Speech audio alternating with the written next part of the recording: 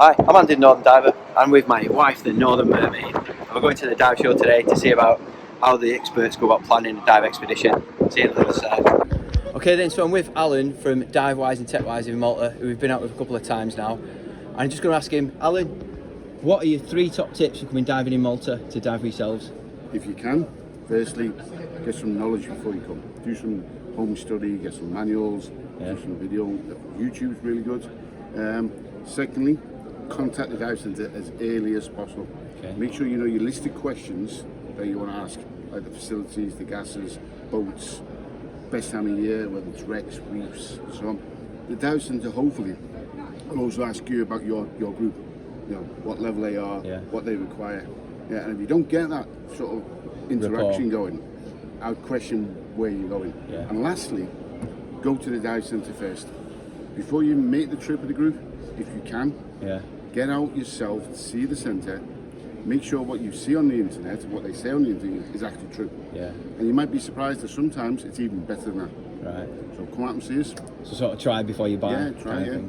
Alright. That's 3, by the way. So I'm with Clare from Dutton's Divers, and Clare, if you can help us out a little bit, we're talking about expeditions. Just 3 of your top tips of what you'd do if you were planning an expedition, or tips that could help someone plan their own. Yeah, so 3 main things is knowing your group, so knowing where it is exactly that they want to go to, if they want to dive wrecks, if they want to dive reefs or whatever, so you've got a whole like-minded group of people. Actually knowing who's going as well, so knowing that you can put them in... Like your buddy pairs? Yeah, so their depth limitations, that kind of thing, they're going to be diving with people that they're comfortable with, and also making sure that you've got a robust itinerary as well, so they know exactly what it is. I think sometimes it's getting a dive guide, booking it, you know, so you can plan what you want to look at. You can show them where they're going as well as travel times, so what they do when they get there, just to try and get rid of all those nerves that they might have, so just enjoy the diving. Mega. Alright, thanks for your time, nice one. I'll see you on the talk in a bit. Cheers. Thanks. Now I must apologise for the sound quality in this next clip. I forgot to record it on my iPhone, so it's just off the GoPro, which is too far away to pick it up, and there's loads of background noise. Sorry. From Westfield Insurance, Nick, what top tips would you give to someone who's planning an expedition? Well, I think the main thing is that a lot of people believe that they're insured on their travel insurance properly. But when it comes to scuba diving, it's obviously a high-risk sport, and a lot of travel insurance policies don't cover you properly. They might suggest they cover scuba diving, but when you really look closely into it, they really do have limitations on it. The most common one is that they say they cover scuba diving, but as long as the holiday wasn't primarily nautical diving holiday.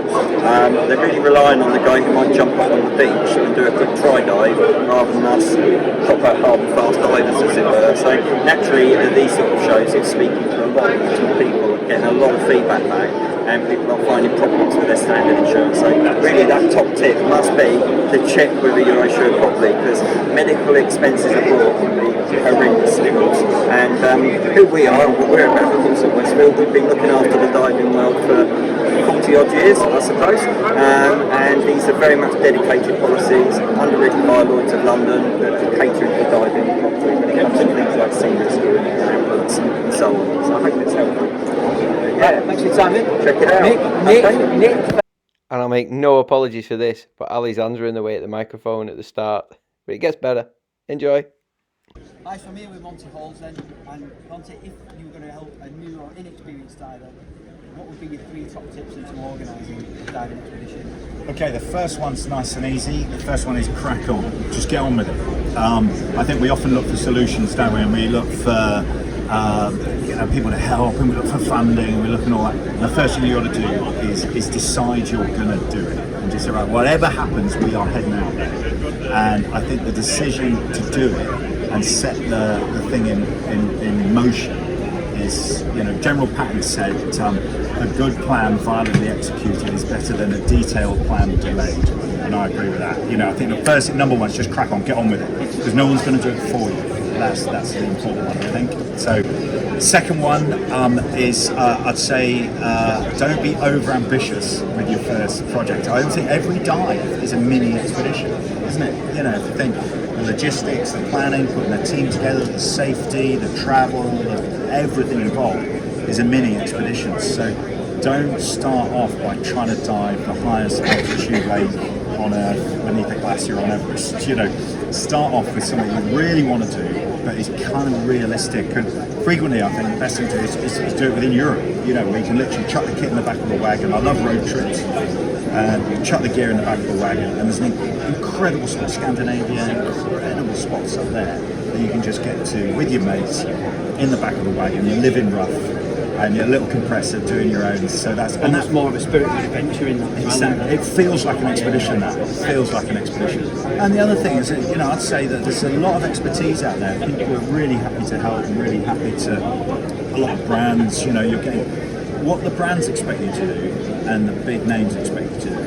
Is they expect you to get in touch and ask for things. But actually, if you get in touch and say, just looking for a bit of advice, could you possibly, you know, do you have a connection in country that you can help, you know, point us to, and they can advise about local sites?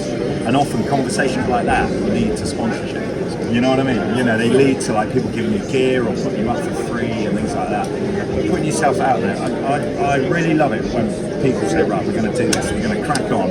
We haven't got a clue, but we're going to crack on, we're going to sort it out. What tips, you know, have you got? So, yeah, there we are. Those are my 3 tips. Thanks for your time, mate. Mate, As I was leaving the dive show then, I had a good chat with some people about how to go out planning a dive expedition, what things you should think about, and how to make it successful and work for you and your dive buddies. Hope you enjoyed it. It's been a good experience. We've bought some little bits and pieces from Kubi, got a few free stickers and pens and pencils and that. Ali's had a buddy, and now she's going to drive us back home. See you on the next one. Thanks for watching.